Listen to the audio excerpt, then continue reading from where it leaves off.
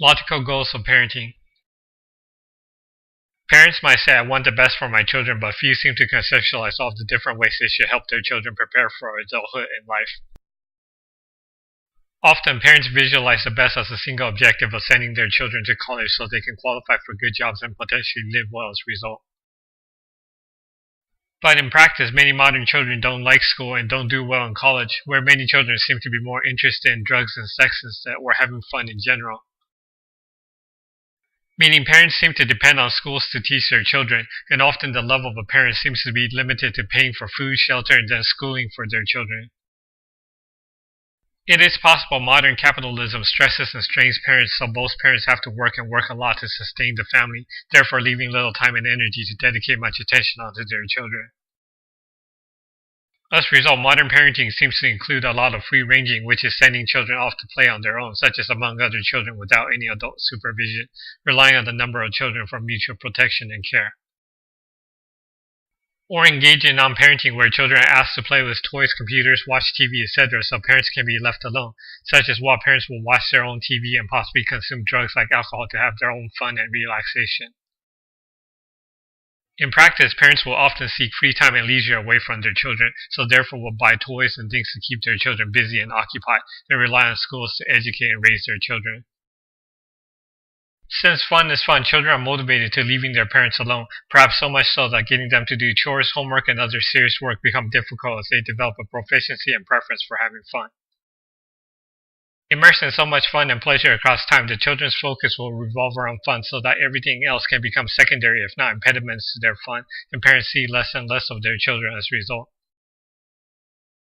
And children develop a sense of family and life with other children away from their parents, where their outside life is about fun and leisure while their home life is about reality and responsibility, which can be an undesirable juxtaposition. When parents depend on children playing with children to care for each other, the inexperienced children would have little guidance to rely on and would mimic what they see on TV or internet videos, etc. And on TV and other media, fun is typically depicted as drugs and sex, such as depicted as partying, along with dangerous sports, stunts, pranks, and criminal activities, tempting children into a life of reckless fun and excitement.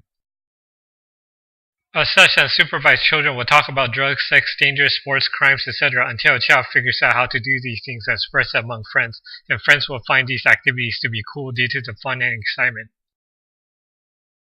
Since parents likely won't approve of these activities, children will want to keep their friends and parents apart, become embarrassed around their parents, etc., hence wanting to spend less time with their parents in favor of an unsupervised life among friends. Or at least appear cool among friends to have their parents tamed so that they appear to be capable of doing whatever they want, therefore making free-ranging appear cool and desirable among children. Which can cause disappointment for parents who want to spend time with their children, such as after hardly seeing their children anymore, to discover a separation, especially after working so hard for so long to pay for their food, shelter, schooling, etc. From the point of view of children, they seem to be on an endless vacation among friends and leisure, especially when they discover powerful experiences like sex and drugs. And when they need a break from their fun, such as to resupply themselves, home seems to provide an endless supply of food and toys, and occasional protection from consequences when parents help them make problems disappear. As such, children seem to enjoy and expect this life of pleasure among friends, and expect material supplies, protection, and unconditional love and parental bias to fix problems for them, creating the conditions to spoil the children as a result. So by the time children go to college, their studies might suffer as they party with friends and engage in sex and drugs, since this is a life they're familiar with and the things are important to them. In response, parents might gradually cut off money and supplies to their children to encourage independence, and this might be the first taste of the real world to the children, which will force them to grow up quickly but not necessarily the right way. Until eventually they will likely settle into a life of marriage and children similar to their parents to start this cycle again, so they too will seek time away from their children by sending out another generation of children to seek fun on their own. The morals and ethics of children might never develop, especially if they practice street justice among friends and rely on their parents to make problems disappear.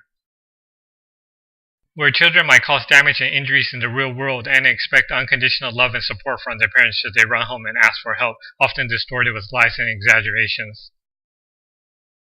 such as while parents are eager to show love and prove their coolness so that they are willing to help their children no matter how guilty or at fault their children might be, possibly also wanting to avoid their own liability as parents. As a result, a modern culture of casual crime seems to be the natural consequence, more than police can handle, forcing the modern police to focus more on major crimes while ignoring lesser crimes. And adults and the elderly can act like eternal children, where adult children might live with their parents longer, and the elderly are taking impotency drugs and hormones to continue to party like youths. Should there be children who are willing to work hard to become future leaders and innovators, they too are susceptible to peer pressure and the culture of casual crime and leisure to make bad decisions that can derail their future as a result, therefore causing the decline of society. And we already live in a world of high crime rates, frequent car collisions, a plethora of unnatural deaths filled with drugs, etc. As such, couples considering to have children might want to start by asking if they are ready for children, such as by doing a careful analysis of their finances, available time, and personal capabilities like personal maturity before producing new human beings. And for the well-being of existing children, parents should want to discuss sex, drugs, crime, and dangerous sports with their children proactively before children do something regrettable, contrasted to talking about it after something bad happens. In general, the ideal goal of parenting should be to pass on all of your knowledge and life experiences onto your children for their benefit, such as so humankind can improve and build upon generation after generation. Besides the dangers and problems to life, parents should want to share their knowledge about finances, like career building, borrowing credit, budgeting, etc., along with ethics, moral values, etc., everything parents can think of to prepare their children for life, including every tiny detail you can think of, like not wasting gas by needlessly driving around nor idling cars while in park, such as to bestow a sense of responsible spending and consumption, environmentalism, etc. And perhaps encourage children to have fun without drugs, sex, consumerism, crime, and danger. And this might be difficult because parents might not know how to have fun without drugs, sex, and consumption, for example. Often, developing the mind is viewed as work, but the pursuit of the mind alone or in groups is a primary alternative to consumption for entertainment, like the difference between input and output for your mind for fun. And hobbies per se tend to be the output of the mind, involving figuring out how things work and trying to do those things. Skills like mechanics, science, arts and crafts, and cooking, to name a few examples. Basically, hobbies are about learning how life works and tinkering with reality for fun, contrasted to idling away by consuming drugs like alcohol and watching TV, etc. And having a developed mind helps with parenting because you understand and can logically describe life. Therefore, your explanations can be understood by your children because you make logical sense. Through exploring the mind, I do not mean having children memorize facts, which seems unimportant in the age of internet since you can look up facts. Instead, bestow a sense of understanding about how life works, meaning wisdom rather than book smart.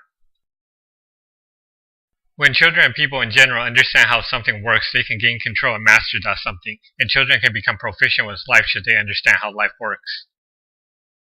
As such, parents can ensure the best for their children by explaining and passing on their knowledge about life onto their children, such as so their children can build on top of their knowledge to then produce a better next generation. Meaning understanding life is paramount for your children to analyze, plan, control, and mastering life, and understanding is achieved by logically exploring the details. As an example, you can have your children tag alongside while doing chores, such as while explaining why you do things the way you do them, to therefore share the benefit of their life experience and perhaps discover better alternatives while explaining. And if you run out of home routines to discuss, then challenge your children to think about where food comes from or how cars function, including environmental impact, etc., meaning engage your children's curiosity about the bigger world.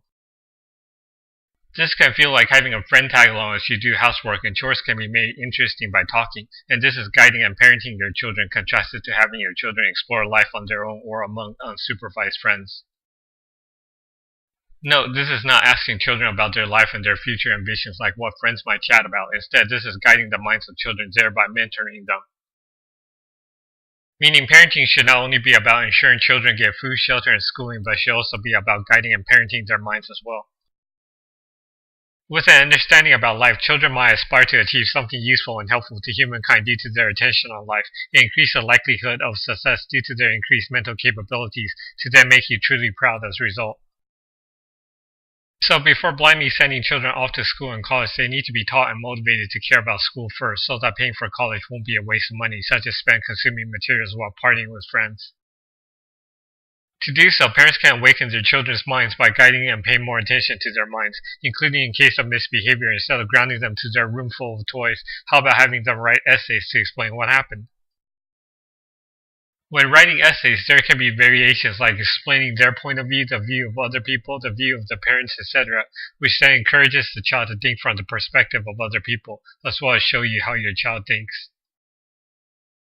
Instead of accusing your children of not thinking about consequences before acting, you can take steps as a parent, such as by having them write essays, to teach them to pause and reflect about their actions, for them to contemplate cause and effect, fault, ethics, etc. To therefore engage the mind of children and parents alike toward examining and dealing with life through thought, therefore familiarizing people to think, analyze, and plan life to make better decisions as a result. Then life can logically become better through people thinking about and understanding the details of life, and thus the logical goal of parenting should go beyond the body to include parenting the mind and soul as well. Hopefully, parents, children, and all people alike can see and understand the logical importance of engaging the mind to produce thinking people to produce a better future for everybody as a result. Thanks for watching.